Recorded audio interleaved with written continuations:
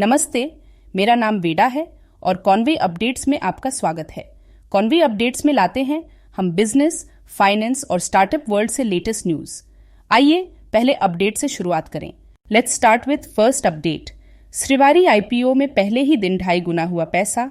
दक्षिण भारत की आटा और मसाला बेचने वाली company Srivari spices and foods के शेयरों की आज एनएसई के एसएमई प्लेटफॉर्म पर धांसू एंट्री हुई। इसके आईपीओ को भी निवेशकों का तगड़ा रिस्पांस मिला था और इस साल अब तक सबसे अधिक इसी के आईपीओ को बोली मिली थी। आईपीओ निवेशकों को श्रीवारी के शेयर 42 रुपये के भाव में जारी हुए हैं। अब आज इसकी एनएसई के एसएमई पर 101.50 रुपये के प्राइस पर शुरुआत हुई है, यानी कि आईपीओ निवेशकों को 142% लिस्टिंग गेन मिला है।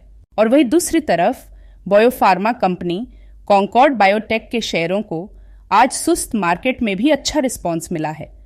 आईपीओ निवेशकों को इसके शेयर 741 रुपये के भाव पर जारी हुए थे। अब आज इसकी बीएसई पर 900 रुपये के प्राइस पर शुरुआत हुई है।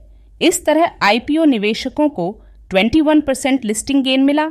नेशनल स्टॉक एक्सचेंज ने 17 अगस्त को अपने कई मुख्य इंडेक्सों में बदलाव का ऐलान किया है। इस बदलाव के तहत एसीसी, नाइका और एचडीएफसी एसेट मैनेजमेंट कंपनी के शेयर निफ्टी नेक्स्ट 50 इंडेक्स से बाहर हो जाएंगे।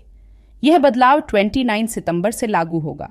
इन तीनों कंपनियों के अलावा इंडस टावर्स और पेज इंडस्ट्रीज को भी निफ्टी नेक्स्ट 50 से बाहर कर दिया जाएगा। नेक्स्ट अपडेट, पिरामिड टेक्नोप्लास्ट ने आईपीओ से पहले एंकर निवेशकों से जुटाए 27.55 crore. Industrial packaging company pyramid Technoplast ने अपना आईपीओ खुलने से एक दिन पहले ही 17 अगस्त को एंकर निवेशकों से लगभग 27.55 करोड़ रुपए जुटा लिए हैं। जिन एंकर निवेशकों ने कंपनी के शेयरों को खरीदा है उनमें Carnelian structural shift fund, Alchemy ventures fund scheme I, Pluris fund और रेजोनेंस अपॉर्चुनिटीज फंड शामिल हैं। इसमें से कार्नेलियन स्ट्रक्चरल शिफ्ट फंड ने सबसे अधिक 12.55 करोड़ रुपए के शेयर खरीदे।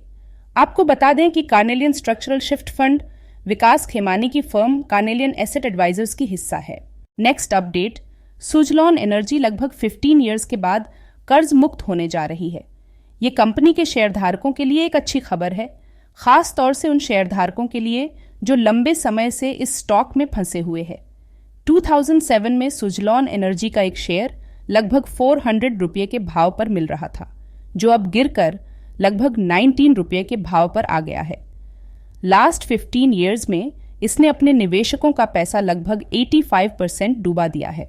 नेक्स्ट अपडेट है, रिजर्व बैंक ने साउथ इंडियन बैंक के एमडी सीईओ के तौर पर पीआर शेषाद्री के नाम पर मुहर लगा दी है। शेषाद्री की नियुक्ति 1 अक्टूबर से प्रभावी होगी।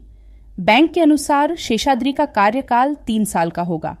इस खबर के बाद साउथ इंडियन बैंक के शेयर में शुरुआती बाजार में लगभग 10% की तेजी देखी गई। नेक्स्ट अपडेट है, जियो सिनेमा ने बनाया वर्ल्ड रिकॉर्ड। दरअसल जियो सिनेमा ने reality show big boss OTT के लिए 10 करोड़ से ज्यादा यूनिक ऑडियंस का रिकॉर्ड बनाया है, जिसके बाद यह इंडियन प्रीमियर लीग के बाद सबसे ज्यादा स्ट्रीम किया जाने वाला एंटरटेनमेंट प्रोग्राम बन गया है। बिग बॉस ओटीटी 2 की स्ट्रीमिंग जियो सिनेमा पर हो रही थी। नेक्स्ट अपडेट है, कंज्यूमर इलेक्ट्रॉनिक्स कंपनी आईकू ने कानपुर के श्वेतांक पांडे को बनाया अपना पहला chief gaming officer.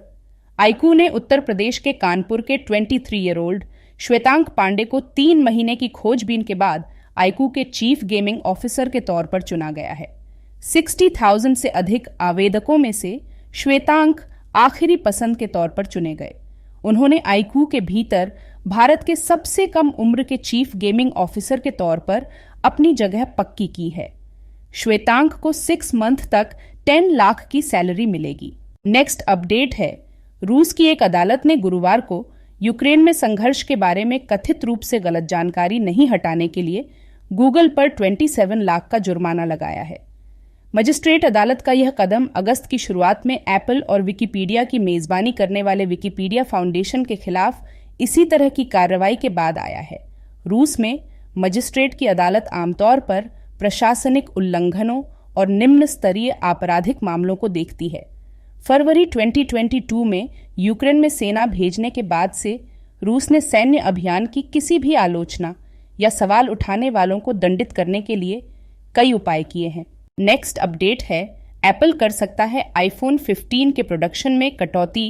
Apple iPhone के लवर्स के लिए एक बुरी खबर है। एप्पल अपने अपकमिंग मोबाइल आईफोन 15 के प्रोडक्शन घटा सकता है। दरअसल सितंबर में आईफोन 15 सीरीज के ऑफिशियल लॉन्च से पहले एक नई रिपोर्ट के अनुसार कैमरा सेंसर और डिस्प्ले पैनल की कमी की वजह से एप्पल आईफोन 15 के प्रोडक्शन में कटौती करनी पड़ सकती है। 9 to 5 मैक के अनुसार एप्पल एनालिस्ट जेफ पू ने निवेशकों को लिखे एक नोट में भविष्यवाणी करते हुए बताया है कि Apple 77 million units of iPhone 15 को शिप करने की प्लानिंग पर काम कर रहा है। नेक्स्ट अपडेट है, कर्ज में डूबी एयरलाइन कंपनी गो फर्स्ट और लॉजिस्टिक्स कंपनी डिलीवरी के बीच समझौते को लेकर जारी बातचीत टूट गई है। दोनों कंपनियों ने 17 अगस्त को national company law tribunal NCLT को इसकी जानकारी दी है। डिलीवरी और गो फर्स्ट दोनों ने अब NCLT में अपनी कानूनी लड़ाई जारी रखने का फैसला किया है। इसे देखते हुए ट्राइब्यूनल ने डिलीवरी की याचिका पर गो फर्स्ट के रिजोल्यूशन प्रोफेशनल से जवाब मांगा है। नेक्स्ट अपडेट है, गुजरात सरकार की mining company Gujarat mineral development corporation ने FY23 के लिए डिविडेंड अमाउंट बढ़ाने का ऐलान किया है। बोर्ड के अनुसार अब निवेशकों को प्रति शेयर 11.45 रुपये का डिविडेंड दिया जाएगा, जबकि पहले 9.10 रुपये प्रति शेयर के डिविडेंड की घोषणा की गई थी। इस डिविडेंड के लिए रिकॉर्ड डेट की घोषणा अभी नहीं की गई है। आज के न्यूज़ यहीं समाप्त होते हैं। मिलते हैं अगले वीडियो में।